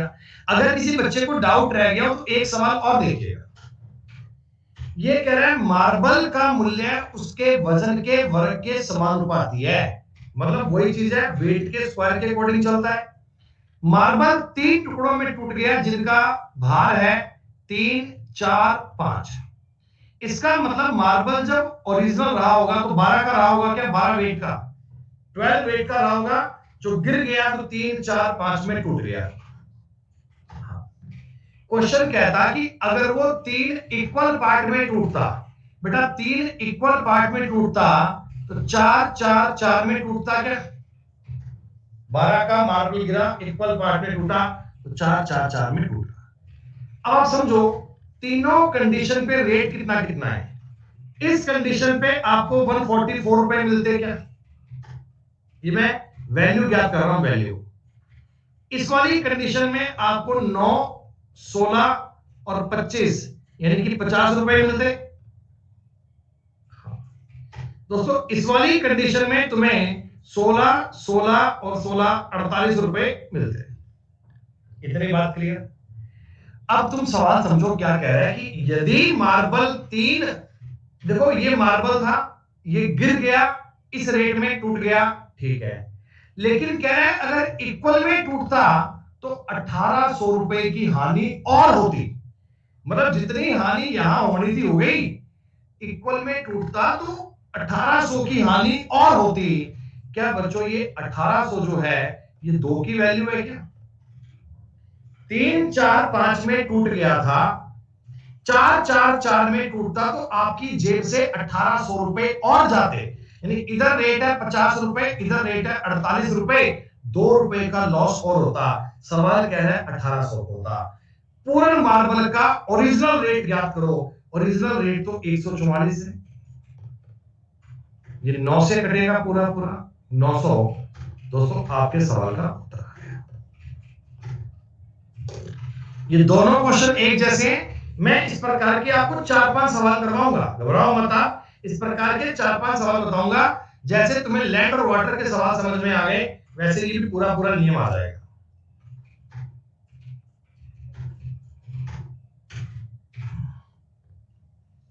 श्रुति गुप्ता, आप सवाल पढ़ो। लिखा गया if the marble had been broken into 3 equal parts. यदि मार्बल 3 इक्वल वेट में टूट जाता तो 12 का मार्बल अगर इक्वल में टूटता तो 4 4 4 में टूटता। कोई बात नहीं, एक और समझो सवाल। ये दिल टूट गया, ये सवाल पेपर में बहुत आता है, आपको हर पेपर में मिल जाएगा दिल टूटने वाला सवाल। ये 1 2 3 4 में टूट गया, इसका मतलब पहले दिल 10 था, 4 3 7 तो 9 और 1 10। दिल की कीमत भावनाओं के वर्ग के अनुक्रमानुपाती है भैया।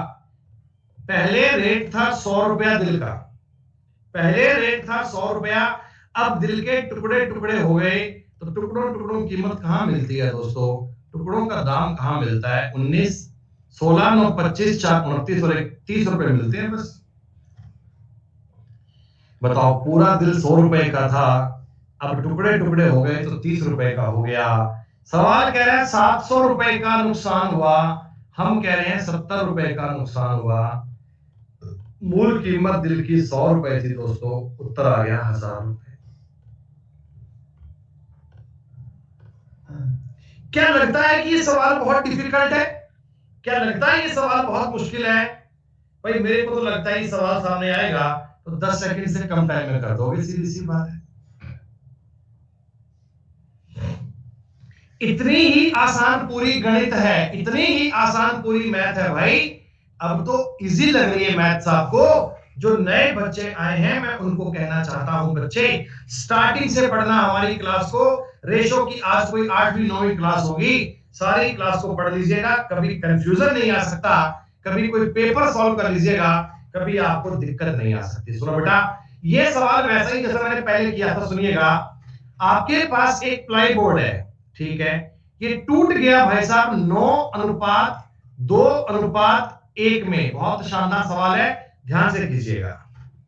9:2:1 में सवाल टूट गया, ये प्लाई बोर्ड टूट गया, ठीक है। लेकिन ये कह रहे हैं कि भाई साहब इसमें तो टूटे, कोई बात नहीं। अगर ये प्लाई बोर्ड 7:3:2 में टूटा होता, अगर ये इस रेट में टूटा होता तो 448 रुपए और लग जाते। जरा आप मुझे बता दो, पूरे पूरे बोर्ड का वेट 12 था क्या? 9 2 11 1 12, 7 3 10 2 12। हाँ, वेरी गुड, सही बात। 12। अब देखो ये लिखा हुआ है प्लाईबोर्ड की कीमत उसके वजन के अनुक्रमानुपाती है, वजन के प्रोपोर्शनल है दोस्तों। 12 के मतलब पहले इसका रेट 144 रहा होगा, पहले इसका रेट 144 रहा होगा। आज टूटने के बाद रेट हो गया 81 4 85 और 1 86 रुपए। लेकिन अगर इस अनुपात में टूटता तो 49:9:4, क्या आपको 62 रुपए मिलते? क्या क्या तुमको 62 रुपए मिलते क्या? इधर तुमने 86 में इसको बेचा, इधर तुम 62 में बेचते दोस्तों, आपको 24 रुपए का लॉस और होता क्या? आपको 24 का लॉस और होता क्या? तो 448 क्या है? 24 की वैल्यू है और 144 की बात करनी चाहिए। 24 गुणा 6 144, लास्ट में 8 आएगा, उत्तर ये वाला आएगा। कोई हीरा टूट जाए, कोई दिल टूट जाए, प्लाईबोर्ड टूट जाए, इस प्रकार टूटने वाले सवाल कर पाओगे आप? चाहे किसी का दिल टूटे, चाहे हीरा टूटे, चाहे प्लाईबोर्ड टूटे, ये प्रकार के सवाल तो समझ गए ना। मतलब मैं ये नहीं कह रहा कि तुम इनको आज के अभी कभी कर लो, आपने कंसेप्ट सीखा, कुछ बात दिमाग में आई, शीट के सवाल 2-4 बार और करोगे तो ये बहुत बढ़िया से छप जाएंगे, बड़ी फास्ट कर पाओगे। सिर्फ सोच के बता दो सवाल कर पाओगे, करना नहीं है, कर लेना बाद में, सिर्फ देख के बताओ सवाल कर पाओगे क्या?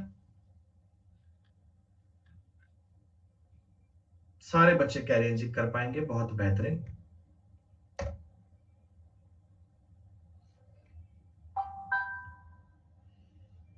ये सवाल भी ऐसा ही है, कर पाएंगे आप।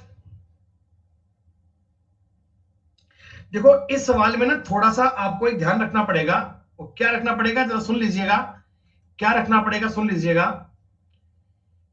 कोई आपके पास हीरा था, जो भी था, ये 3 4 5 में टूट गया, नहीं नहीं लाभ की तो कोई बात नहीं है। अगर ये 9:5:2 में टूटा होता, आप मुझे बताओ, वही हीरा है जो 3 4 5 में टूटा है, वही हीरा 9 5 2 में टूटता। जरा मुझे इतना बताओ, ये दोनों टोटल इक्वल बन रहे हैं क्या? वेट दोनों तरफ इक्वल बन रहा है क्या? 5 4 9 3 12 और इसमें बन रहा है 16। ये इक्वल नहीं दोस्तों, पहले इसे इक्वल करना, पहले इसे इक्वल करना। 12 वाले को 4 से गुणा कर लेना और 16 वाले को 3 से गुणा कर लेना। क्या अब ये इक्वल बन जाएगा? ये बन गया 12 16 20 और ये बन गया 27 15 और 6। दोस्तों पूरा हीरा आ गया 48 का। अब सवाल इजिए, अब थोड़ी सी कैलकुलेशन है, कर लेना भाई। 48 का स्क्वायर 2304 होता है, इसका स्क्वायर 144, इसका स्क्वायर 256, इसका स्क्वायर 400।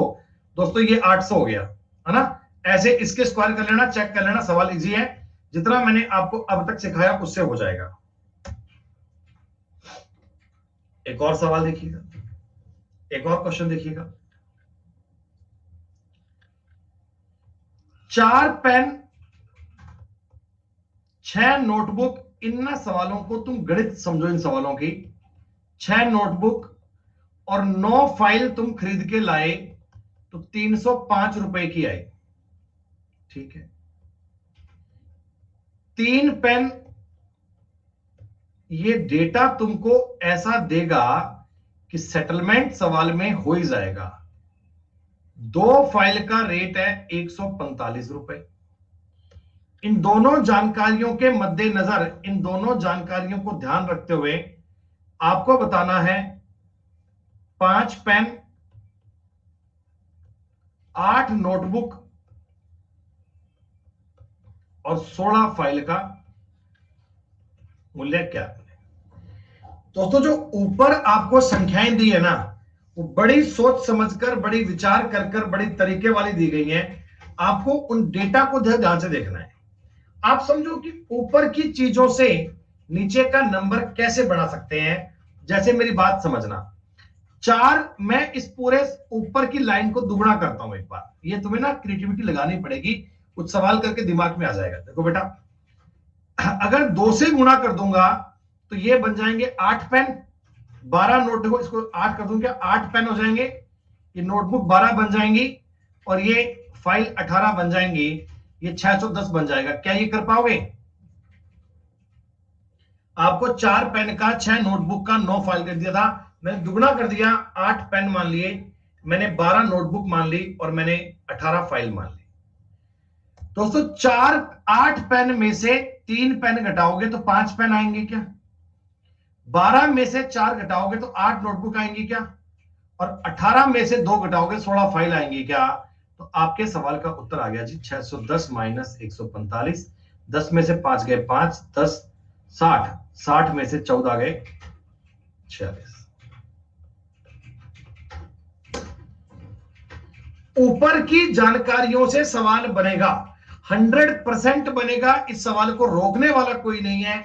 अगर कभी तुम्हारे सामने ये सवाल आए ना, तो तुम दिमाग में एक बात लेके चलना कि मेरे को डाटा को सेटिंग करना है, किसी को दुगना करना है, किसी को घटाना है, माइनस जोड़ना है।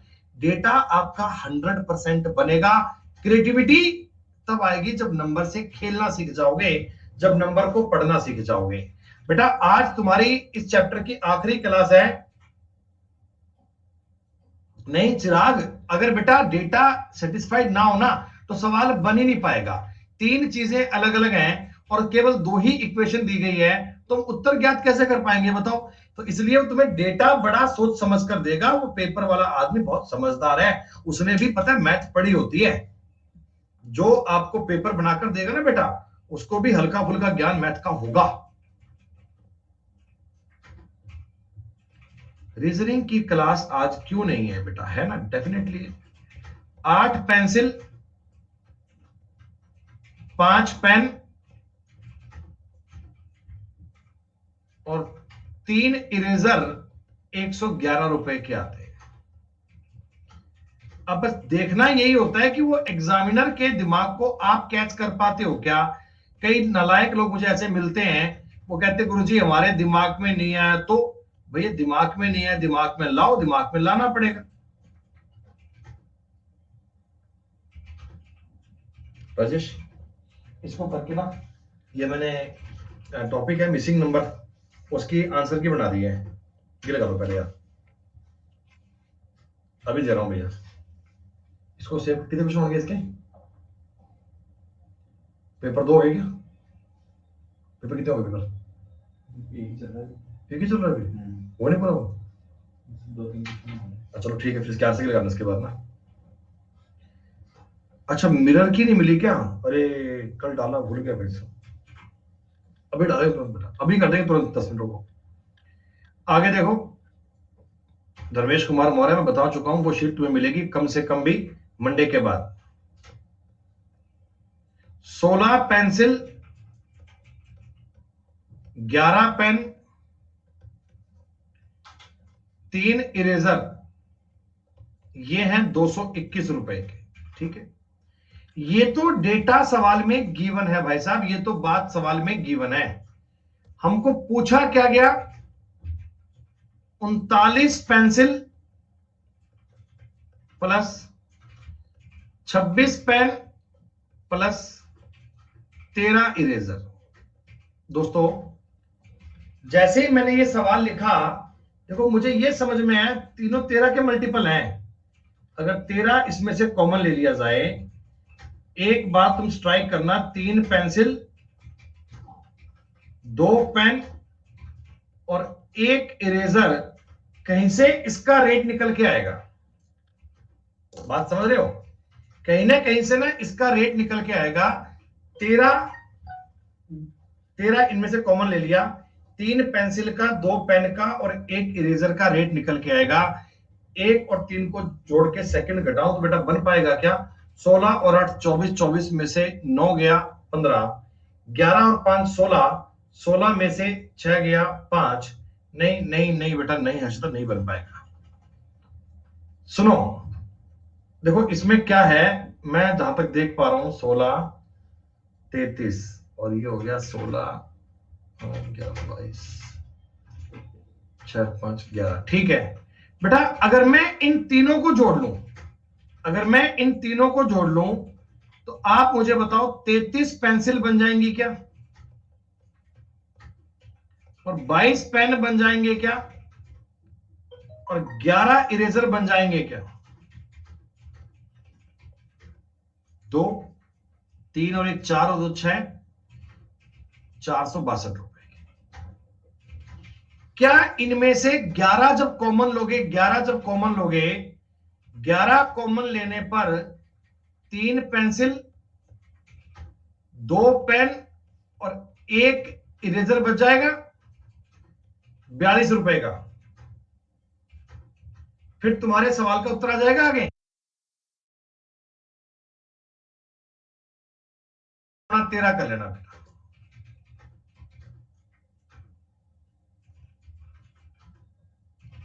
42 मल्टीप्लाई,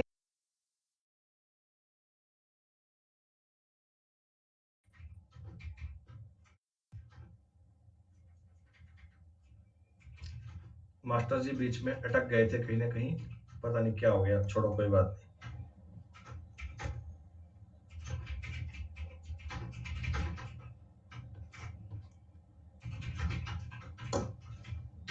आपको ये बात समझ में आई? कोई सवाल डिफिकल्ट नहीं है भाई। मतलब इनमें क्या है ना, डेटा को ही पुट करना है, डेटा को ही उठापटक करना है, डेटा के ही आधार पर सवाल बनेगा बस।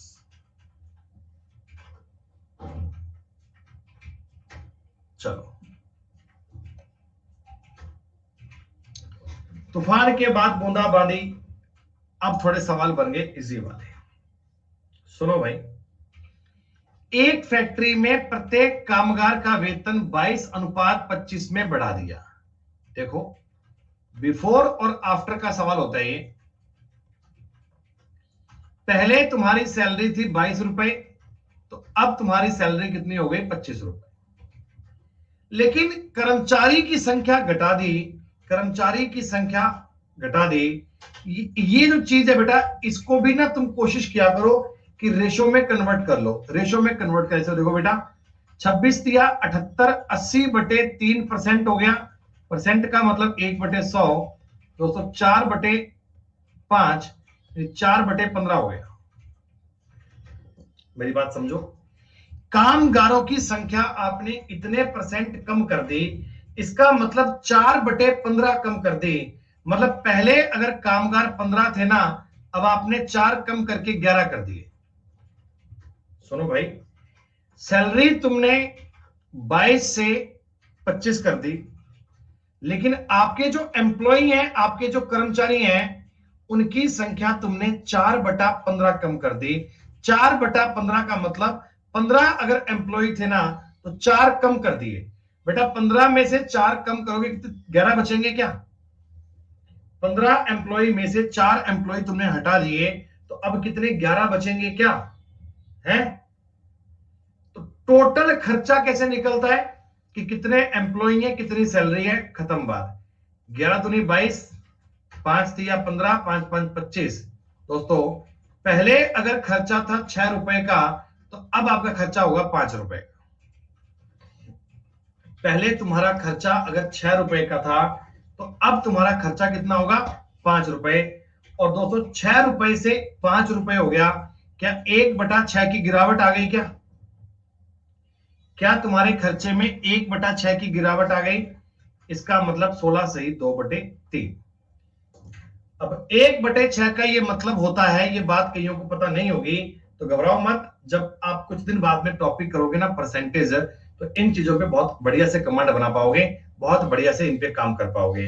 अगर आप परसेंटेज वाला पार्ट छोड़ दो, तो बाकी तो बात क्लियर है ना बेटा, कि 22 से 25, 15 से 11, रेशो निकाल दिया 6 से 5।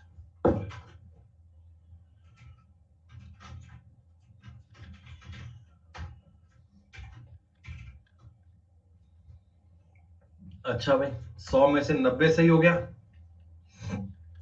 ये सवाल देखो जी, ले बताओ है, आपका सिनेमा हॉल है, फर्स्ट दिन, सेकंड दिन और थर्ड दिन। अटेंडेंस कितनी हुई? लोग कितने आए? इस दिन आए 2 लोग, इस दिन आए 5 लोग, इस दिन आए 13 लोग। ठीक है।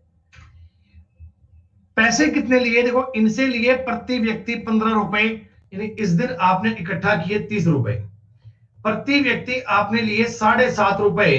दोस्तों 35 और 37.5 रुपए इकट्ठा हो गए आपके पास।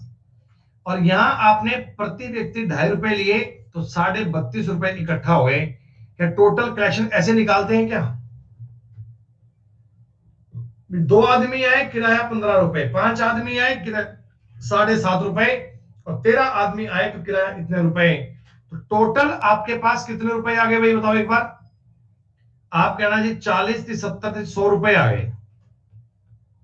100 रुपए आ गए, कितने लोगों पे आए हैं? 20 लोगों पे आए हैं। तो 5 की एवरेज से आंसर आ गया क्या? 5 की एवरेज से। एवरेज कैसे निकालते हैं कि टोटल लोग कितने थे और प्रत्येक व्यक्ति कितना दिया, वो 5 आंसर आ गया। अरे बताओ कर पाओगे सवाल क्या? चलिए फटाफट कीजिए थोड़ा। ये सवाल बड़ा सिंपल है जी। इस सवाल में बड़ी सीधी सी बात है, आपको एक बात होनी चाहिए। टाइम ज्ञात करने का फॉर्मूला क्या होता है भाई?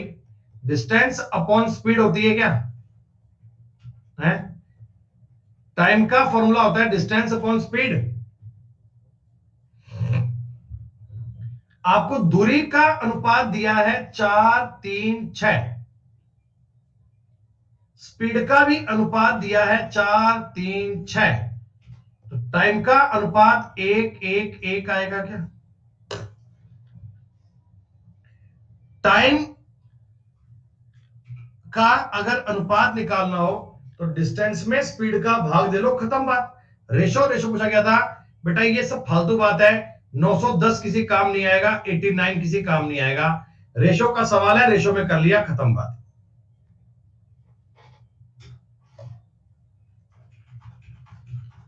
ये सवाल पहले हो चुका है अपना, इसे कर लेंगे आप। एक ये सवाल था मोमबत्ती वाला, ये भी करके बताऊं क्या? सुनो, राम और श्याम के पास समान लंबाई की भिन्न भिन्न मोटाई की एक एक मोमबत्ती है। ठीक है, दोनों के पास एक कैंडल है जिसकी थिकनेस तो अलग अलग है, लेकिन लेंथ इक्वल है। राम की मोमबत्ती 3 घंटे में जल जाती है, शाम की मोमबत्ती 4 घंटे में जलती है। बच्चों मैं एक काम करता हूं, मैं ना मोमबत्ती जो इनके पास ईच कैंडल है की लंबाई कुछ मान लेता हूं। तो जब मानने की बात है तो क्या मैं 12 मान लूं क्या? 12। आपने कहा जी 12 क्यों माने?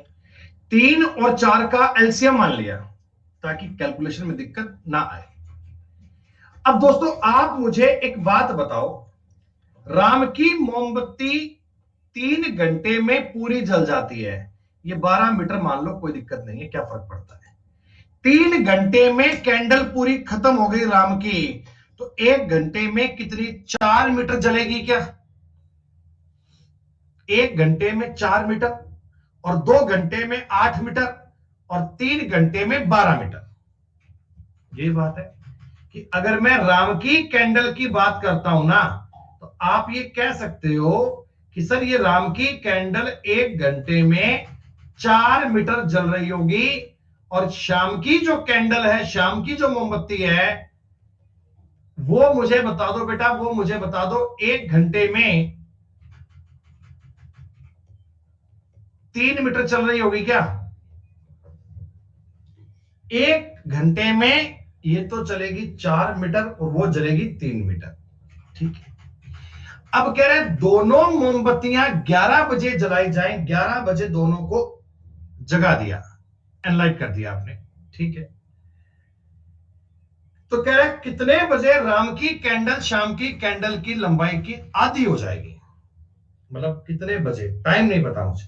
सुनो बेटा, राम की मोमबत्ती की लंबाई है ना, वो 12 है। टी घंटे पश्चात, मैं समय मान लेता हूं टी घंटे, तो आप बताओ टी घंटे में राम की मोमबत्ती 4 टी जल जाएगी क्या? 4 टी। भाई 1 घंटे में 4 मीटर चलती है, 2 घंटे में 8 मीटर, 3 घंटे में 12, तो टी घंटे में 4 टी मीटर जल जाएगी क्या? 4 टी। अरे बोलो, मैं बात करता हूं रिमेनिंग पार्ट की, रिमेनिंग कि टी घंटे के बाद राम की कैंडल कितना बचेगी?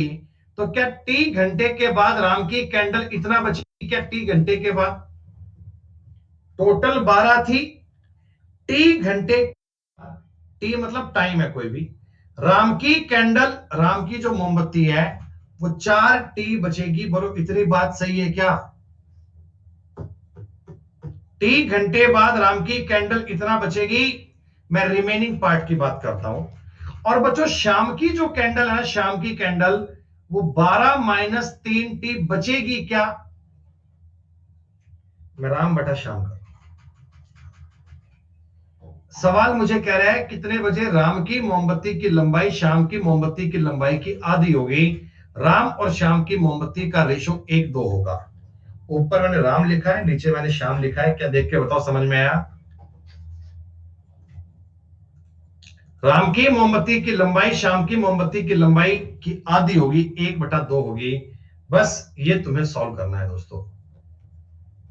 24 - 8 टी बराबर 12 - 3 टी, 5 टी बराबर 12, और टी आ गया जी 12/5, यानी 2 घंटे और 24 मिनट।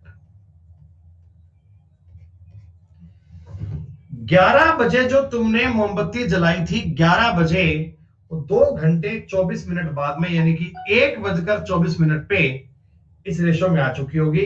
1:24 पे, 1:24 पे आपके सवाल का उत्तर आ गया।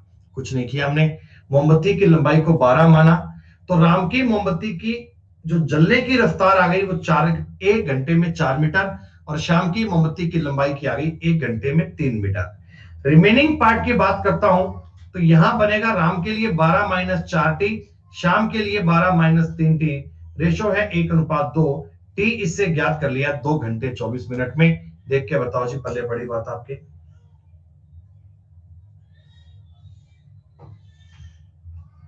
कंफ्यूजन रह जाए तो इस क्लास को बाद में एक बार और देखना, इसको और देखना, इन बातों को और समझना, इन बातों को और ट्राई करना, इन प्रकार के सवालों को फिर से समझना, तभी जाकर ये बात आपके लिए और बेहतर हो पाएगी।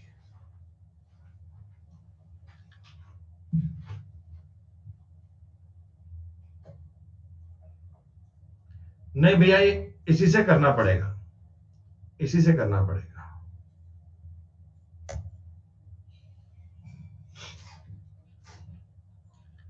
57 नंबर सवाल, 57 नंबर सवाल थोड़ा शानदार सवाल है, थोड़ा बढ़िया सवाल है। कई बालक इस सवाल को करने में रुकेंगे। ये बच्चों कैट के पेपर का सवाल है, ये कैट के पेपर का सवाल है। फिर भी अगर मैं सोचता हूं कि अगर आप इसे कर पाए, अगर इसे समझ पाए, तो आप टॉपिक पर बहुत अच्छे से कमांड कर पाएंगे। तो क्या मैं आपको बेटा फटाफट से 2-4 मिनट में ये सवाल समझा दूं? बेटा क्लास आपकी 10 मिनट और चलेगी, 3:40 तक चलेगी, 3:40 तक। हमारे इस क्लास को पढ़ने के बाद में ना आप कोई भी लेवल से नहीं बच पाएंगे बेटा। प्री की क्या, मेंस की क्या बात करते हो, हर एक लेवल की बात समझ लेना। सुनो, कुछ वस्तुओं पर उत्पादन पर एक्साइज ड्यूटी वस्तुओं पर उत्पादित संख्या के वर्ग के व्युत्क्रमानुपाती होता है। देखो बच्चों, हम कहते हैं कि जो आपसे ड्यूटी लेंगे ना, ड्यूटी मतलब एक्साइज ड्यूटी लेंगे ना, वो क्या लेंगे, जितनी तुमने वस्तुएं बनाई हैं उनके स्क्वायर के व्युत्क्रमानुपाती है, इनवर्सली प्रोपोर्शनल है। बता दो मैं आपको,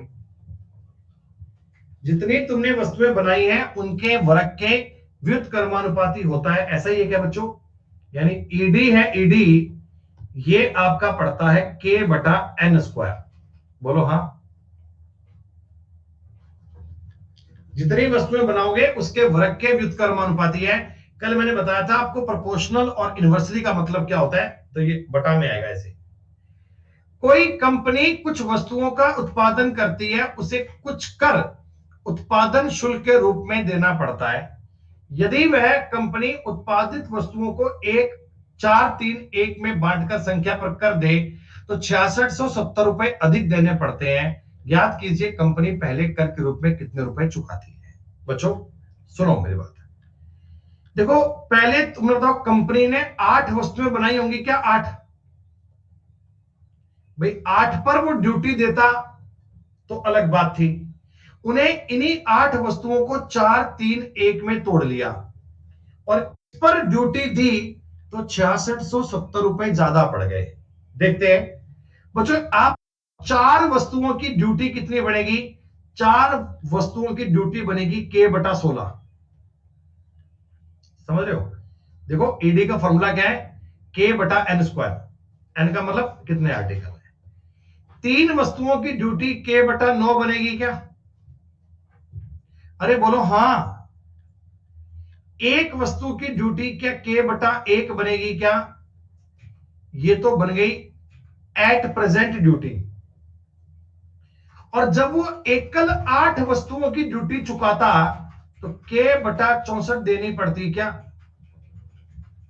तब उसको ड्यूटी k/64 देनी पड़ती क्या? दोस्तों इन्हीं दोनों का अंतर सवाल में दिया है 6670। इन्हीं दोनों का अंतर दिया है 6670। क्लियर? थोड़ा सा सवाल सॉल्व कर लेते हैं। एलसीएम मान लो मैंने बोल दिया 64 × 9 आ गया, गुणा कर ही लो, क्या फर्क पड़ता है अपने। 640 144। तुम्हारा दिमाग खराब हो गया, तुम्हें बटा में दिख रहा है 64, 540 576। बेटा एलसीएम आ गया 576। या किसी बालक को डाउट हो ऐसे लिख ले, ये इसका एलसीएम आ गया। 16 4 64, 4 निम 36 के बनेगा यहां पर, प्लस 64 के बनेगा, प्लस 576 के बनेगा, माइनस 9 के बनेगा, बराबर दोस्तों बनेगा 6670। ये ऊपर की संख्याएं जोड़ना बेटा, तो ये 100 हो गया, 576 हो गया, 9 घटाओगे ऊपर बनेगा जी 667 के बटा 64 × 9 बराबर 6670। 1 0 से 1 0 काट दो, ये 10 बच गया। क्या दोस्तों के की वैल्यू 64 गुणा 90 आ गई क्या? क्या आपने के का मान ज्ञात कर लिया? क्या 64 गुणा 90 आ गया? तो पूछा था स्टार्टिंग में बताओ कितनी ड्यूटी पे करनी पड़ती है। बेटा स्टार्टिंग में हमें ड्यूटी निकालनी है 8 वस्तुओं पर। 8 वस्तुओं पर अगर ड्यूटी निकालनी है तो वो बनेगी 64 गुणा 90 बटा 8 वस्तुएं ना, बटा में 64, ये काट दीजिए, उत्तर 90 आ गया। स्टार्टिंग में पूछा गया था कितनी ड्यूटी चुकाओगे, तो स्टार्टिंग में ड्यूटी चेक करने का कंसेप्ट सीधा सा है, आपने क्या कर दिया। थोड़ा सवाल आपको लेंदी लग सकता है, लेकिन बेटा आसान बहुत है। आपको सवाल की लैंग्वेज समझनी है, आपको सवाल की बात समझनी है। हो गया सवाल ये? अगर कोई बात में डाउट रह जाए ना बेटा, तो इस क्वेश्चन को क्लास के बाद में आप एक बार और देख लेना, बाद में रिकॉर्डिंग एक बार और चेक कर लेना, ताकि कोई छोटा मोटा कंसेप्ट आपके माइंड में रह जाए तो उसको अब ये पूरा कर पाओ। ये सवाल हो गया है, करे बेटा इसको भी।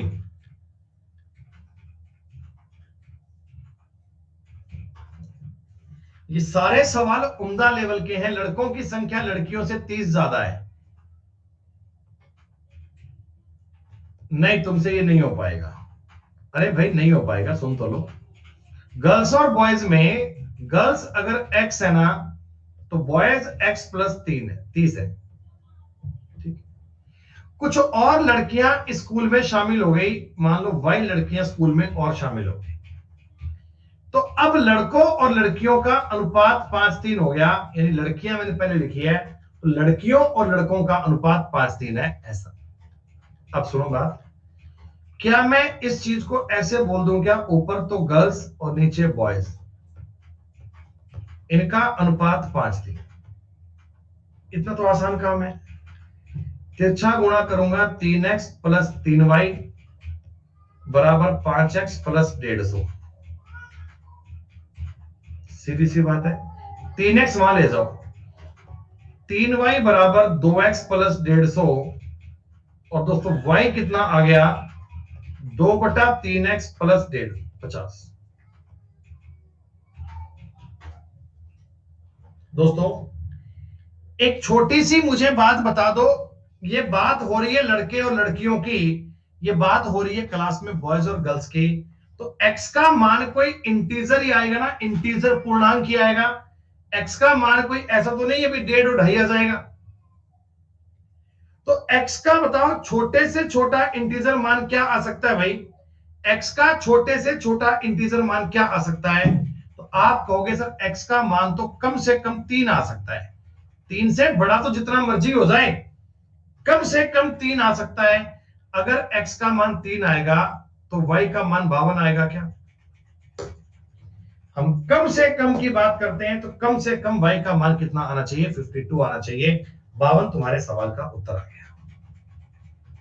दोस्तों समय आज का पूरा हो चुका है। एक बार ना तुम ये बता दो मुझे, ये 59-60 वाले सवाल है यार, इनको आप कोशिश करना, एक बार कर पाए तो बढ़िया बात है, नहीं तो कोई बात नहीं। हम कल की क्लास में स्टार्टिंग में 10-15 मिनट में ये सवाल तुम्हें समझा देंगे, और फिर कल का टॉपिक स्टार्ट होगा मिक्सचर। कल बेटा हम पढ़ेंगे मिक्सचर, ठीक है। आप जितने सवाल मैंने समझा दिए उनको ट्राई करना, उनको फिर से एक बार रिसॉल्व करना, उनको फिर से पढ़ना। फिर भी कोई डाउट रह गया, समस्या रह गई, दिक्कत रह गई, तो अपन अगली क्लास में फिर से सॉल्व करेंगे बेटा, ठीक है जी। तो बेटा अभी के लिए शुक्रिया, नमस्कार, धन्यवाद। 4:30 बजे बेटा यूट्यूब पे क्लास है, 4:30 पे क्लास है यूट्यूब पे। धन्यवाद।